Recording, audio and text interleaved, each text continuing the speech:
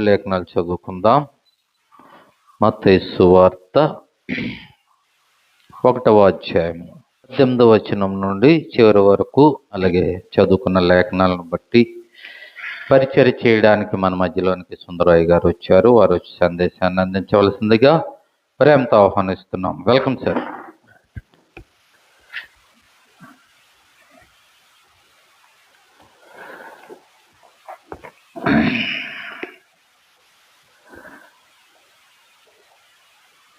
ఘనత, మహిమ, ప్రభావములు మన దేవుడైన ప్రభువైన రక్షకుడైన యేసుక్రీస్తుకి కలుగునుగాక. ప్రపంచమంతా క్రిస్మస్ జోషులో ఉంది. నవంబర్ 7వ తారీఖు నుండి జనవరి 7వ తారీఖు వరకు ప్రపంచములో ఉన్న ప్రతి దేశములోనూ క్రిస్మస్ జరుగుతూ ఉంటుంది. వారు సంతోషముతో సంబరాలతో క్రిస్మస్ను చేసుకుంటూ ఉంటుంటారు. అదే రీతిగా మన సంఘములో కూడా ఒక సంప్రదాయం ఉంది. ఆ సంప్రదాయం ఏమిటంటే, డిసెంబర్ మొదటి వారం నుండి ఆఖరి వారం వరకు క్రిస్మస్ను గూర్చిన వాక్య ధ్యానములు మనము వింటూ ఉంటుంటాము. ఆ ధ్యానములకే మనము ప్రాముఖ్యత ఇస్తూ ఉంటుంటాము. మరి ఇది ఆఖరు వారము. ఈ ఆఖరు వారములో క్రిస్మస్ యొక్క వాక్యము లేదా ఆ సందేశము మనము వినుటకు గాను దేవుడు ఈరోజు మనకు అనుగ్రహించిన వాక్య భాగం ఏమిటి? ఇప్పటి సాగర్ గారు చదివారు. మత్తయి సువార్త 1వ అధ్యాయము 18 నుండి 25వ వచనం వరకు ఉన్న వాక్య భాగము. ఈ వాక్య భాగము మన రక్షకుడైన యేసుక్రీస్తుని గూర్చి తెలిపే, ఆయన జననమును గూర్చి తెలిపే వాక్య భాగము. ఈ వాక్యము లేదా ఈ భాగమును, ఈ సువార్తను మత్తయి అనే భక్తుడు రాశాడు.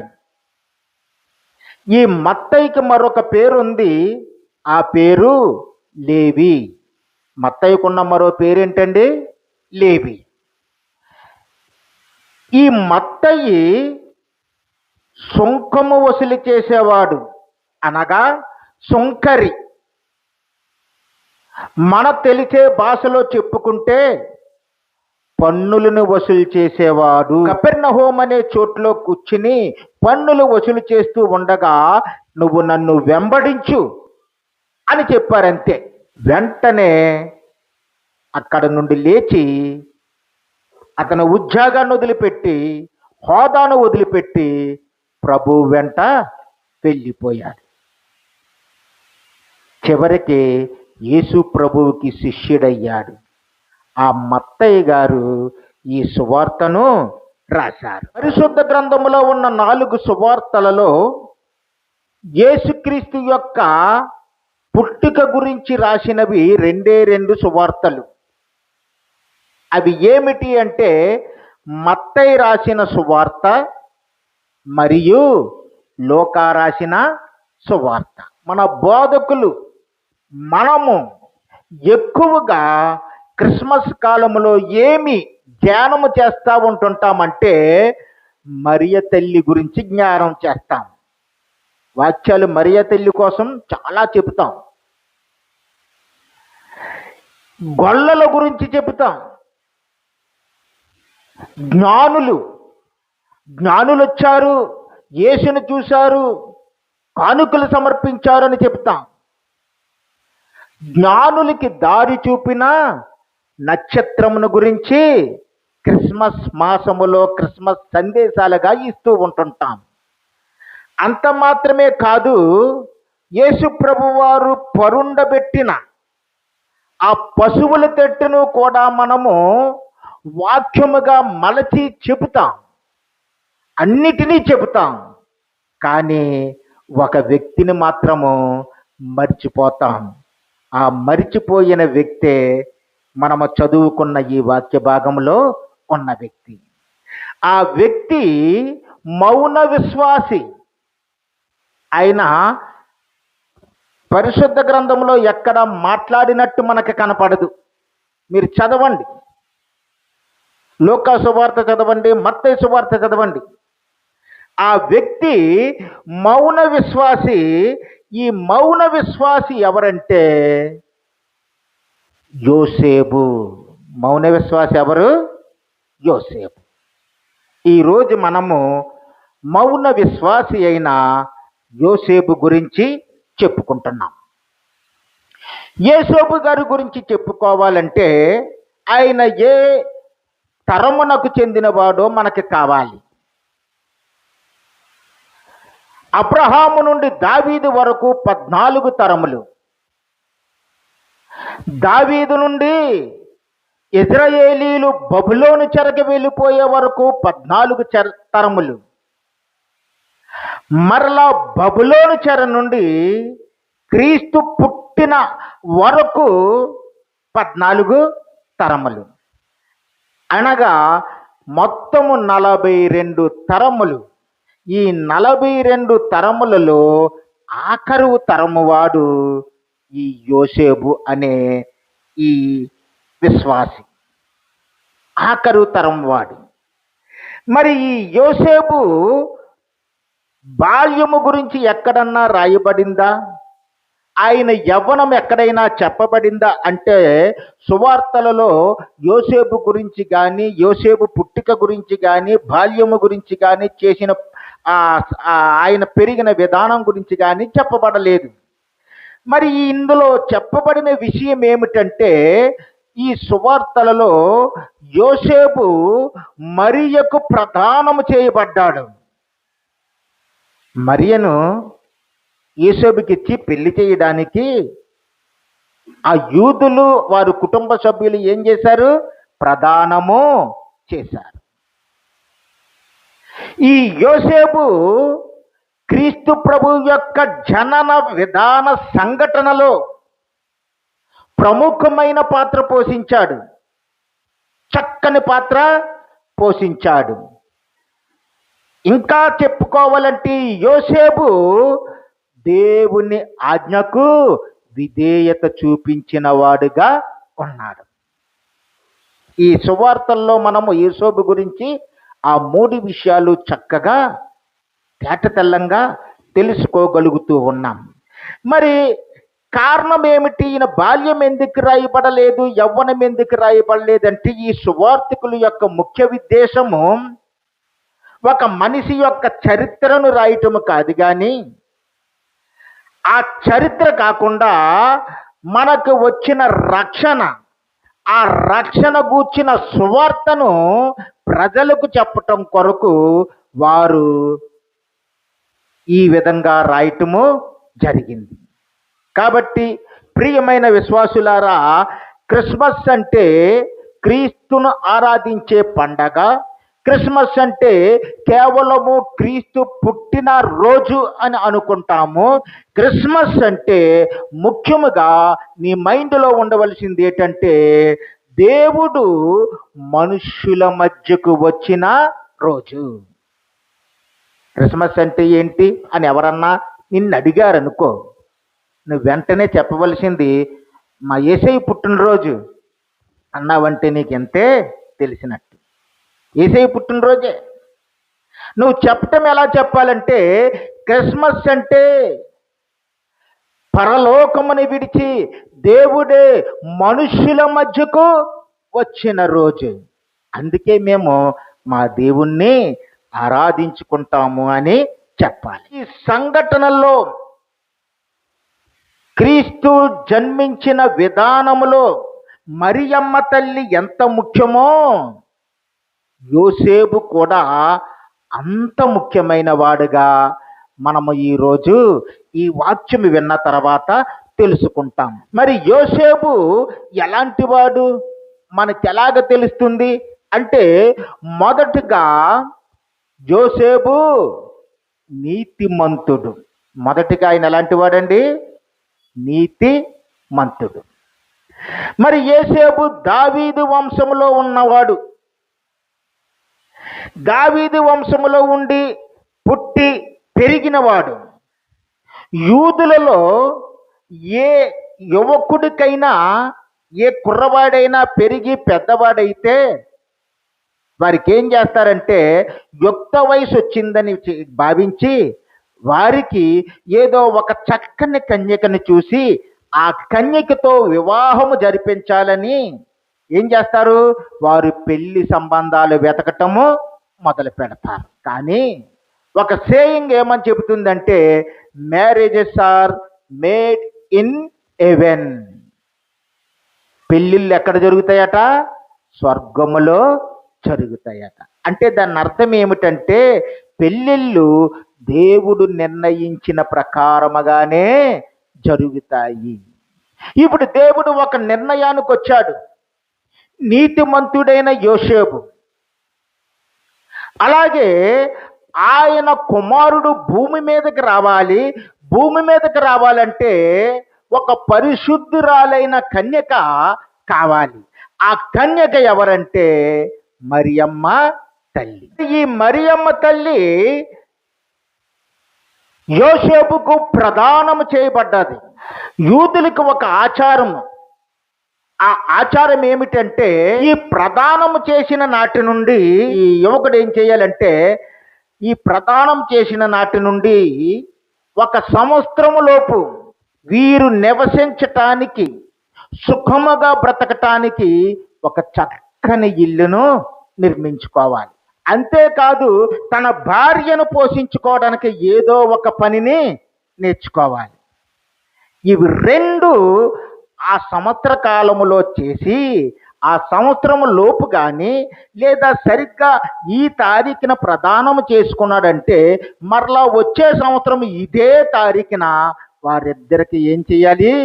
వివాహము చేయాలి. ఇది వారి యొక్క సంప్రదాయం. అంటే ఇప్పుడు ఎవరికి ప్రదానము చేయబడింది? మరియా, యోసేపు అనే యువకుడికి ప్రదానము చేయబడింది. చేయబడిన కొన్నాళ్లకు ఒక సంఘటన జరిగింది. ఏమిటి ఆ సంఘటన అంటే, మరియ తల్లి దగ్గరికి గబ్రియేలు దూత వచ్చింది. ఆమె ప్రార్థనలో ఉంది. గబ్రియేలు దూత వచ్చి, దయాప్రాప్తురాలా, నీకు శుభము, నీ గర్భమున పరిశుద్ధాత్ముడు శక్తి నిన్ను కమ్ముకుంటుంది, నువ్వు ఆ దేవుని కుమారుని కంటావు. దూత మాటకు విధేయత చూపింది. ఈమెకి శారీరకంగా మార్పులు వస్తాయి. అంటే గర్భములో శిశువు ఉన్నాడు కదా, అంటే ఈ గర్భము రోజు రోజుకి కొంచెం పెద్దదవుతుంది. మత్తయి సువార్త 1వ అధ్యాయము 18వ వచనంలో యేసుక్రీస్తు జనన విధానమెట్లనగా ఆయన తల్లి అయిన మరియ యేసేపుకు ప్రదానము చేయబడిన తరువాత వారి రేకము కాకమునుపు ఆమె పరిశుద్ధాత్మ వలన గర్భవతిగా ఉండెను. మరియ తల్లి దగ్గరికి దేవదూత వచ్చి, దయాప్రాప్తురాలా, నీవు పరిశుద్ధాత్మ వలన గర్భవతిగా ఉంటావు. నీ గర్భములో ఉన్నవాడు మామూలు వ్యక్తి కాదు, ఆయన సాక్షాత్తు దైవ కుమారుడు, లోకాన్ని రక్షించేవాడు అని చెబుతుంది. సరే, ఈమె గర్భవతిగా ఉంది. ఆ యువకుడు మంచి యవ్వన ప్రాయములో ఉన్నవాడు. ఆయన యోసేపు చెవిలోకి వాళ్ళు చెప్తున్న మాటలు వెళ్ళాయి. యోసేపు ఏం చేయాలి? చాలా కోపం పొందుతాడు. మనమైతే కోపం పొందుతామా లేదా? నన్ను ఎలా మోసం చేస్తావా అని చెప్పి, నీ పని చెప్తానుండని చెప్పి మన రియాక్షన్స్ వేరేగా ఉంటాయి. మనం పగన పెంచుకుంటాం, కొట్టబోతాం, వీధిలో పెడతాం, దూషిస్తాం, నలుగురిని పిలిచి అవమానిస్తాం. మనమైతే మన రియాక్షన్స్ అలాగుంటాయి. మనమే కాదు, యోసేపులోనూ కూడా అలాంటి రియాక్షన్సే రావాలి. కానీ యోసేపులో అలాంటి రియాక్షన్స్ ఏమీ రాలేదు, అలా చెయ్యలేదు. కానీ యోసేపు నీతిపరుడై ఉండి ఆయన ఏం చేశాడంటే వాక్యం చెప్తుంది 19వ వచనం ఏమంటుందో చూడండి అక్కడ. ఆమె భర్త అయిన యోసేపు నీతిమంతుడై ఉండి ఆమెను అవమానపరచనల్లక రహస్యముగా ఆమెను విడనాడ ఉద్దేశించెను. ప్రదానము చేయబడింది, ఏడాదిలోపే పెళ్లి జరగాలి. ఈ 3వ నెల లేదా 4వ నెల వచ్చేటప్పటికి ఈయన హృదయము దుఃఖముతో విలవిల్లాడుతుంది. ప్రతివాడు రే వీడికి ప్రదానం చేశారు కదా మరియని, ఆ మరియా గర్భవతిగా ఉందటరా అని ఇలాగా మాట్లాడుతూ ఉంటుంటున్నారు. ఆ రోజుల్లో స్త్రీలలో ఎవరైనా ఇట్లాంటి పాపం పని చేస్తే ఆ పాపానికి ఒక శిక్ష ఉండేది. అది మోసే ధర్మశాస్త్ర ప్రకారంగా నడుస్తున్న కాలం.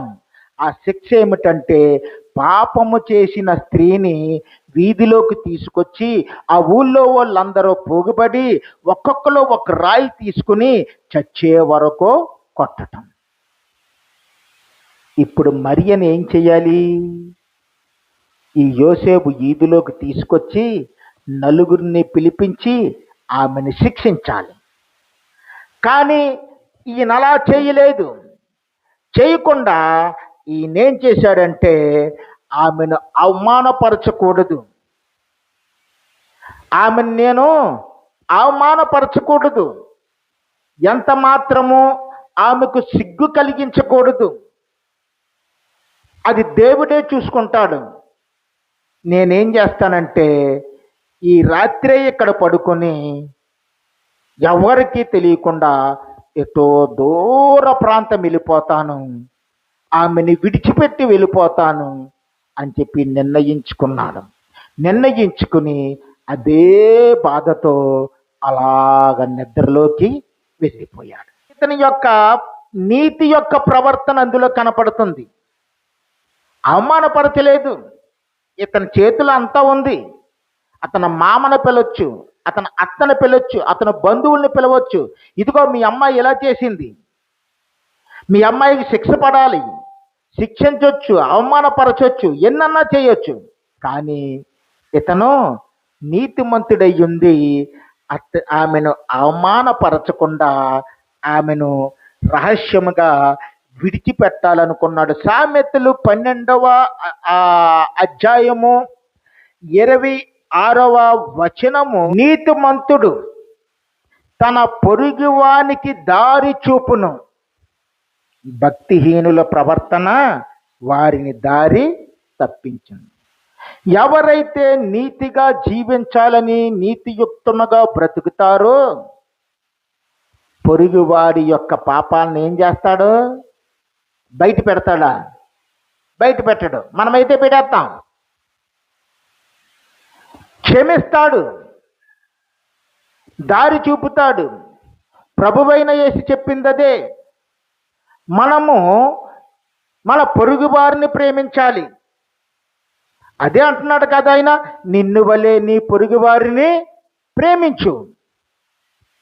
అటువంటి హృదయం కలిగిన వాడు ఈ యోసేపు. నీతిమంతుడై ఉండి తన పొరుగువారు అనగా తన భార్య తరపు వారి యొక్క బ్రతుకుల్ని ఈదికేర్చక ఆయన రహస్యముగా ఆమెని విడిచిపెట్టి వెళ్ళిపోదారని నిశ్చయించుకొని అదే బాధతో, అదే కలతతో, అదే చింతతో నిద్రపోతూ ఉన్నాడు. అలా నిద్రపోతూ ఉండగా ఆయనకి ఎవరు కనపడ్డారు? స్వప్నములో గబ్రియేలు దేవదూత కనపడింది. 20వ వచనము చూస్తే, అప్పుడు ఈ సంగతులను గూర్చి ఆలోచించుకొనుచుండగా ఇదిగో ప్రభువు దూత స్వప్నమందు అతనికి ప్రత్యక్షమై, దావీదు కుమారుడువైన యోసేపు, నీ భార్య అయిన మరియను చేర్చుకున్నట్టుకు భయపడకము, ఆమె గర్భము ధరించినది పరిశుద్ధాత్మ వలన కలిగినది. 21 కూడా చదువుకుందాం. ఆమె యొక్క కుమారుని కనును, తన ప్రజలను వారి పాపముల నుండి ఆయనే రక్షించిన గనుక ఆయనకి యేసు అని పేరు పెట్టుదువనెను. చూసారా, ఆ నిద్దటలో, ఆ బాధలో ఉన్నప్పుడు దేవుడే ఆ బాధను తీసివేయడానికి తన దూతను పంపించాడు. సంగమ, మనం ఒక్కొక్కసారి అనుకుంటాము, నా గుండె ఎంతో బాధతో ఉంది, బరువెక్కిపోతుంది, కష్టం మీద కష్టము, బాధ మీద బాధ, శోధనలు, వేదనలు అన్నీ నా మీద పడిపోతున్నాయి, ఈ బాధ తొలగిపోవటం లేదు అని నువ్వు బాధతో, చింతతో, వేదనతో నువ్వు ఉన్నప్పుడు నీ ప్రభువు నిన్ను అట్టే వదిలిపెట్టేవాడు కాదు. ఆయన ఏం చేస్తాడంటే నీ చింతను యావత్తును తీసివేస్తాడు, నీ బాధను తొలగిస్తాడు, నీకు ధైర్యమునిస్తాడు, నీ మీదకు ఆ నింద రాకుండా కాపాడుతాడు. కాబట్టి ఇక్కడ ఆ బాధను తీసివేయడానికి ప్రభువే గాబ్రియేలు దేవదూతను పంపాడు. యోసేపు, డోంట్ ఫియర్, ఆమె ఏ తప్పు చేయలేదు, ఇది దైవ కార్యము, ఇదే కార్యము దేవుని యొక్క కార్యము, దేవుడి చిత్త ప్రకారంగా జరుగుతుంది. నీ భార్య ఏ పాపము ఎరగనిది, మరియ కన్యక, ఆ కన్యక గర్భమున మెస్సయ పుట్టాలని ప్రవక్తలు రాశారు. యెషయా గ్రంథములో ఇదిగో కన్యక గర్భవతి అయి కుమారుని కనును అని ఉంది. సర్పమైన అపవాదిని దేవుడు శపించినప్పుడు స్త్రీ సంతానము అని ప్రభువే ఒక వాగ్దానం ఇచ్చాడు. దేవుడే, తండ్రి అయిన దేవుడే వాగ్దానం ఇచ్చాడు. ఇవన్నీ నెరవేర్చటానికి పరిశుద్ధాత్మ ఆమెను కమ్ముకుంటుంది, పరిశుద్ధాత్మ వలన ఆమె గర్భవతి అవుతుంది, ఒక కుమారుని కంటుంది. ఆ కుమారుడికి నీవే యేసు అని పేరు పెడతావు, భయపడకు అని చెప్పింది. ఈయన ఆ దేవదూత చెప్పిన ఆ మాటను నమ్మాడు, విధేయత చూపించాడు. ఇప్పుడు రెండవది ఏమిటంటే దేవుని మాటకు విధేయత చూపాడు. ఆ విధేయత చూపటం అనేది చాలా విలువైనది. విధేయత ఎంత గొప్పదో. పరలోకములో లూసిఫర్ ఉన్నాడు, దేవుణ్ణి ఆరాధిస్తూ స్తుతిస్తూ ఉన్నాడు. కొన్నాళ్ళకి అతను హృదయంలోకి ఏమొచ్చింది? గర్వం వచ్చింది. గర్వం వచ్చి దేవుడికి అవిధేయత చూపించాడు. ఆ అవిధేయత వలన, ఆ గర్వం వలన లూసిఫరు కిందకి పడదోయబడి ఏమైపోయాడు? దురాత్మగా మారిపోయాడు, సాతానుగా మారిపోయాడు. ప్రభువుకి మనం విధేయులమై ఉండాలి, ఆయన మాట వినాలి. విధేయత చూపటం చాలా కష్టం. ప్రపంచంలో ఏ పనన్నా చేస్తాం కానీ మనం విధేయత మాత్రం చూపలేము. ఈ యోసేపు విధేయత కలవాడై తన పేరు పోతుంది, ప్రతిష్ట పోతుంది, గౌరవం పోతుంది, భవిష్యత్తు అంధకారమైపోతుంది. అలాంటి పరిస్థితుల్లో వాటినన్నిటినీ పక్కన పెట్టేసి ఏం చేశాడంటే ఆ సంవత్సరము పూర్తవ్వకుండానే, మనకి బైబిల్ గ్రంథంలో రాయలేదు కానీ సంవత్సరము పూర్తవ్వకుండా, సంవత్సరంలో పెళ్లి చేసుకోవాలి, సంవత్సరం పూర్తవ్వకుండానే నీతిమంతుడై ఆమెను శిక్ష నుండి తప్పించటానికి, బాధ నుండి తప్పించటానికి మరియను పెళ్లి చేసేసుకున్నాడు. చూడు ఎంత నీతిమంతుడు, దేవుడి మాటకే విధేయత చూపాడు. అందుకే దేవుని వాక్యం ఏమంటుంది? యోహాను సువార్త 3వ అధ్యాయము 36వ వచనాన్ని మనము చదువుతారు చూడండి. కుమారుని యందు విశ్వాసముంచివాడే నిత్య జీవము గలవాడు, కుమారునికి విధేయుడు కానివాడు జీవము చూడడు గాని దేవుని ఉగ్రత వానిని మీద నిలిచి ఉండెను. ఎవరు ఈ కుమారుడు? ఈయనకు అర్థమయ్యింది. గబ్రియేలు దేవదూత చెప్పింది. ఆమె గర్భములో ఉన్నది దేవుని కుమారుడు. ఆ కుమారుని యందు విశ్వాసం ఉంచు. ఆ విశ్వాసం ఉంచావంటే నువ్వు నిత్య జీవము గలవాడు అవుతావు. ఆ కుమారుని మీద నువ్వు విశ్వాసం ఉంచకపోతే, నువ్వు విధేయత చూపకపోతే దేవుని మాటకు నీ మీదకి ఏమొస్తుందట? దేవుని కోపము వస్తుంది. ఉగ్రత అంటే ఏంటంటే దేవుని కోపం వస్తుంది. చెప్పండి, ఇప్పుడు దేవుడు పనుల్ని పక్కన పెట్టి దేవుడు కోపానికి మనము దగ్గరవుదామా? దేవుడు పనులు చేసి, ప్రభువా మీ కొరకు మేము ప్రయాసపడుతున్నాము, మీ కొరకు మీ మాటకు మేము విధేయత చూపుతున్నాము అని చెప్పి ఆయన పనుల్ని చేద్దామా?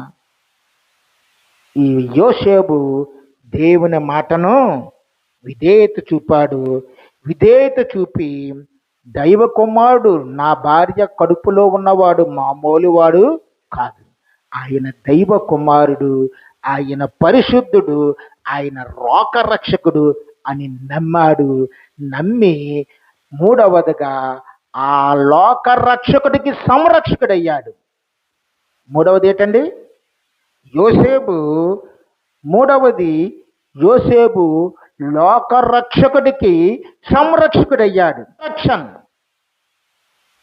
చిన్నతనంలో ప్రొటెక్షన్. ఇప్పుడు ఈ యోసేపు రక్షకుడికి సంరక్షకుడయ్యాడు. అంతేకాదు మరియకు కూడా రక్షణ కరంగా మారిపోయాడు. మరియకి రక్షణ ఉండేది కాదు యోసేపు పెళ్లి చేసుకోకపోతే.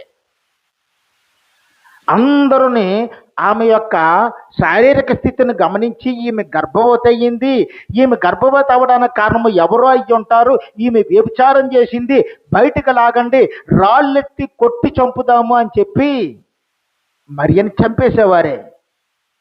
కానీ ఈయన నీతిమంతుడయ్యుండి దేవుని మాటకు విధేయత చూపుకున్నవాడయ్యుండి తన భార్యను రక్షించుకున్నాడు. దూత మాటలు విని తన భార్యను ఏం చేశాడండి? రక్షించుకున్నాడు. మరియని ఈయన చేర్చుకున్నాడు అన్నమాట. తన ఎంట చేర్చుకొనెను అని ఉంటుంటే వీళ్ళు ఇప్పుడు లేగలగా భార్యాభర్తలు అయిపోయారు. మరియ తల్లి గర్భంలో యేసుప్రభు ఉన్నాడు. హఠాత్తుగా ఆ దేశమును ఏలుతున్న సీజర్ అగస్టస్ అనే చక్రవర్తి ఒక ఆజ్ఞ ఆయన పరిపాలిస్తున్న లోకమంతటికి పంపించాడు. ఏమిటి ఆ ఆజ్ఞ అంటే, ప్రజాసంఖ్య రాయవలెనని, జనాభా లెక్కలు. కాబట్టి ఈ యోసేపు దావీదు వంశములో పుట్టినవాడై ఉండి దావీదు బెత్లెహేముకు చెందినవాడు కాబట్టి ఈ యోసేపు ఎక్కడికి వెళ్ళవలసి వచ్చింది? నజరేతు అనే ఊరిలో నుండి ఎక్కడికి వెళ్ళాలా? యోదయ ప్రాంతంలో ఉన్న బెత్లెహేమికి వెళ్ళాలి. భార్య ఏమో నిండు గర్భిణి, కదల్లేని స్థితిలో ఉంది. జనాభా లెక్కల్లో వారి పేరు ఉండాలి. ఏం చేశారంటే నజరేతు నుండి బెత్లెహేముకి వెళ్ళటం ప్రారంభించారు. నజరేతు నుండి బెత్లెహేముకి ఎంత దూరం అనుకుంటున్నారు? సుమారు 130 నుండి 150 కిలోమీటర్ల దూరం ఉంటుంది. అంత దూరము వీరు ప్రయాణము చేసి వెళ్ళాలి. ఇంత ప్రయాణము చేయాలంటే, వారు నడుచుకుంటూ వెళ్ళాలంటే, లేదా ఏదోలాగా చేరుకోవాలంటే వారికి దగ్గర 7 రోజులు పడుతుంది. మరియ తల్లిని నజరేతు నుండి బెత్లెహేము తీసుకుని వెళ్ళాలి కాబట్టి, నిండు గర్భిణి నడవలేదు కాబట్టి ఒక గాడిదను సమకూర్చుకుని ఉండొచ్చు. ఆ గాడిద మీద ఆమెను ఎక్కించి ఈయన నడుచుకుంటూ బెత్లెహేము చేరుకున్నారు. మరియ తల్లికి ప్రసవ నొప్పులు వచ్చాయి. ఆమె ఒక శిశువును కన్నది. యేసు ప్రభువును పొత్తుగుడ్డలలో చుట్టి ఆ తొట్టులో పరుండబెట్టారు. ఈ పనంతా ఎవరు చేశారు? మరియ తల్లి చేయలేదు. ఈ పనంతా యోసేపు చేశాడు. పరిశుద్ధ గ్రంథంలో ఒక్క మాట మాట్లాడలేదు, ఒక పలుకు కూడా లేదు ఆయన మాట్లాడినట్టు. ఆయన మాటల వీరుడు కాదు, ఆయన ఎలాంటి వాడు? చేతల వీరుడు. పనుల ద్వారానే ఇప్పుడు మరియ తల్లిని కాపాడుకుంటున్నాడు, సంరక్షిస్తున్నాడు. దేవదూత చెప్పినట్లు దేవుని కుమారుడైన యేసయ్యను, ఆ శిశువును కూడా అయినా సంరక్షిస్తూ ఉన్నాడు. కాబట్టి అలాగ ఆ పశువుల తొట్టులో వారు పరుండి ఉన్నప్పుడు ఎవరు వచ్చారండి? మరలా దేవదూత గొల్లల దగ్గరికి వెళ్ళింది. ఇదిగో నేడు నేను మీకు ఒక శుభవార్త చెప్తున్నాను, నేడు రక్షకుడు మీ కొరకు పుట్టి ఉన్నాడు. ఆయన బెత్లెహేములో పశువుల తొట్టులో పరుండి పెట్టున్నాడు, వెళ్ళి చూడండి. వారు వచ్చారు. వచ్చి అక్కడ మరలా ఈయన మాట రాయబడి ఉంటుంది. ఈ గొల్లలు యోసేపును మరియను ఆ శిశువును చూసి అని ఉంటుంది అక్కడ. అంటే వారిని సంరక్షించుకుంటున్నాడు, కాపాడుకుంటున్నాడు, దేవుని చిత్తాన్ని నెరవేరుస్తున్నాడు. ఆ పశువుల పాకలో వారు మరి 7 రోజులు ఉన్నారు. 8వ రోజున ఈయన ఈ శిశువును తల్లిని తీసుకుని వెళ్ళి దేవాలయములో ఆయనకి సున్నతి చేయించి, సున్నతి కార్యక్రమం ఎవరు చేయాలి? తండ్రే చేయాలి. సున్నతి చేయించి ఆయనకి దూత చెప్పిన పేరు యేసు అని పేరు పెట్టారు. ఈయన చరిత్ర ఎవరికీ తెలియదు, ఈయనంత గొప్ప వ్యక్తిత్వం ఉన్నవాడని, ఇంత మంచి మనిషి అని. అంతేకాకుండా హేరోదు దగ్గరికి జ్ఞానులు వస్తారు. అయ్యా, యూదుల రాజు పుట్టాడు, ఆయన ఎక్కడున్నాడు, మీ దగ్గరికి మీకేమన్నా తెలిసేమని వచ్చి అంటే ఏదో రోజు కపటముగా చెప్పి, ఆయన నాకు తెలియదు, ఎక్కడున్నాడో కనుక్కుని నాకు చెప్పండి, నేను వచ్చి ఆయన పూజిస్తానంటాడు. పూజిస్తానని చెప్పిన వెంటనే ఈ జ్ఞానులకి దేవదూత కనపడి, మీరు ఏ రోజు దగ్గరికి వెళ్ళొద్దు, శిశువును చూశారు, కానుకలు సమర్పించారు, బాగానే ఉంది, మీరు ఏ రోజు దగ్గరికి వెళ్ళొద్దు, మరొక దారిని పొండని వారిని పంపించేసింది. ఇప్పుడు ఏ రోజు వారు తప్పించుకుపోయారు, మోసగించిపోయారని తెలిసి తన యొక్క జ్ఞానులందరినీ పిలిచి ఆ రాజు ఎక్కడ పుడతాడు అని, శాస్త్రాలలో ఏముందని రాసి ఉన్న వాటిని తీసి చదివించి యెరూషలేము పరిసర ప్రాంతంలో, బెత్లెహేము పరిసర ప్రాంతాల్లో ఆ శిశువు పుట్టాడని వారు చెప్పిన వెంటనే ఆ పరిసర ప్రాంతాలలో ఉన్న 2 సంవత్సరాల లోపు పిల్లల్ని చంపించేయాలి అని చెప్పి ఆజ్ఞ ఇస్తాడు. ఇప్పుడు సైనికులు బయలుదేరారు. ఏ ఇంట్లో 2 సంవత్సరాల లోపు కుర్రోడు ఉంటే మగపిల్లాడు వాడిని పిలిచి వాడిని తీసుకుని ఏం చేస్తున్నారు? నరికి పారేస్తున్నారు. యేసుక్రీస్తు కొరకు మొట్టమొదట హతసాక్షులైపోయిన సమూహం ఒకటి ఉంది. యేసుక్రీస్తు కొరకు మొట్టమొదట హతసాక్షులైపోయిన సమూహం ఎవరు అని అంటే మనం ఏమంటామంటే స్టెఫను అంటాం. కాదు, యేసు ప్రభువు కొరకు మొట్టమొదట చంపబడిన హతసాక్షులు, యేసుక్రీస్తు నిమిత్తము చనిపోయిన వారు ఎవరంటే ఆ బెత్లెహేము ఆ ప్రాంతంలో ఉన్న 2 సంవత్సరాల లోపు చిన్నపిల్లలందరూ చనిపోయారు. వారు మొదటి హతసాక్షులు.